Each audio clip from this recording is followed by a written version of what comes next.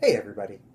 Today's video is for the illustrators out there. Occasionally when I'm doing book covers for clients, I have to do the text. Now normally you don't worry about this, the publishing company handles it for you, but things like titles, bylines, and the summary that you see on the back, um, generally the publishing company handles that, but sometimes with some of these self-publishers, you need to do it for your client. So today I'm going to show you some of the techniques I use to make text show up on digital artwork. So without further ado, let's get started. Okay, so here I have a picture that I made for this video. Imagine, if you would, that this is the the back side of the cover of a novel, and that this is where you're going to need to put the summary of the novel.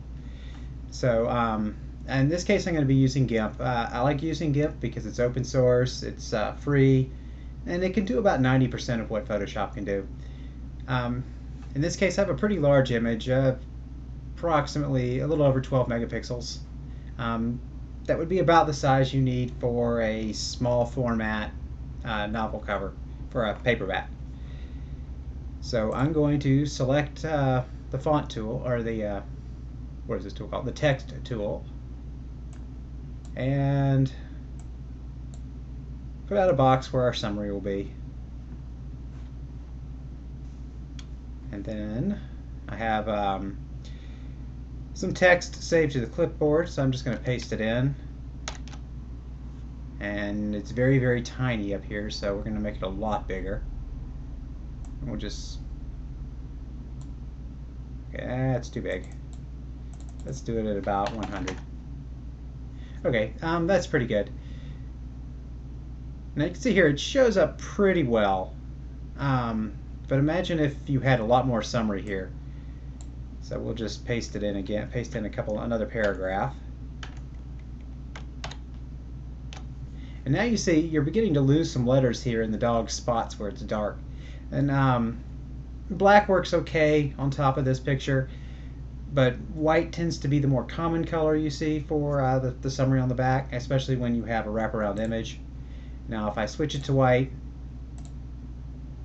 it looks a little bit better, especially where the dog spots are, but now you're disappearing in the white of the dog as well as in the clouds. So what you need to do is make your text stand out. Now the first and most simple thing you can always try is to just add a drop shadow. So you go up here to Filters, Light and Shadow, and Drop Shadow. And then a dialogue is going to come up. Sometimes you have to go and find the dialogue. We'll just use the default settings and OK. And now you can see things are a little bit better. I can sort of see the letters here in the white part of the dog's coat and up here in the clouds. It's not quite good enough, so we undo that. You just hold down the Control key and hit Z, and that didn't work. Luckily, it does it as a whole separate layer over here, so we can just delete that layer. Alright, so let's redo that. We're going to re-show the drop shadow. And in this case, we'll keep the offsets the same. We'll set the opacity a bit higher, and the blur radius we'll set to 25. And you just experiment till you find something that works for you. And oops, I did a drop shadow on the wrong thing. So I just delete that layer, and now this time click and make sure I have the text layer selected. And just repeat the drop shadow. And that's looking pretty good there. It's not perfect, but it's better than what we had before. Okay, so now I'm going to just delete this drop shadow. And I'm going to show you a second way of making this work. I find a little bit more success with this second way. So I'm going to take this layer here, and for now let's hide the dog. And I'm going to use this tool here. This is the Select by Color tool. And I'm going to select by white, so I'm going to be very careful and click on part of the white. And it's selected, or it's created a selection around all that text. Now I create a new layer.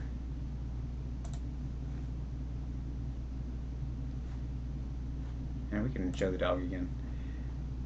And then I'm going to expand this selection. I'm going to make it just a little bit bigger. And I do that under Select and Grow.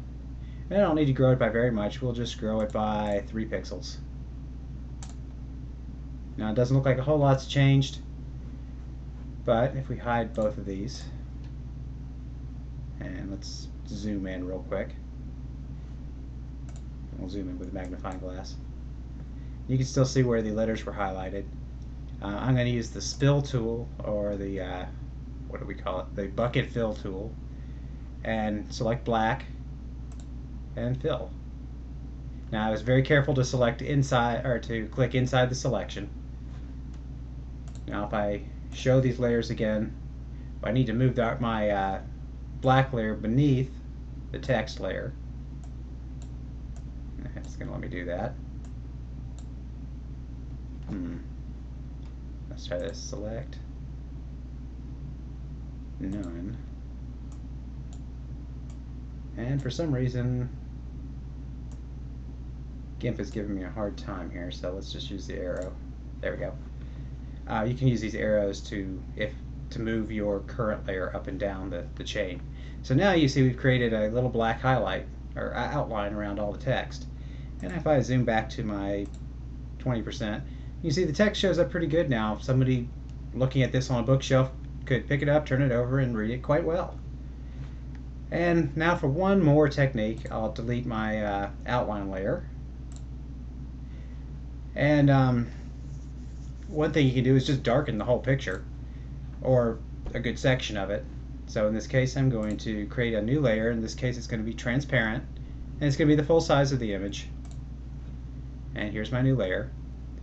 Now I'm just going to draw a box around the text, and this just creates a selection around that text. And now it's on this new layer we created.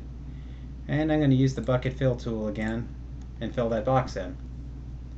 Now this of course obscures the image, and that's no good, but all you have to do is decrease the opacity. So now we still have, we've made that black square transparent, so you can see the image behind it, but at the same time we've made the letters stand out a whole lot better. And so it's a bit of a compromise, but it's another way of doing this to make the text appear. And that today is my video for you.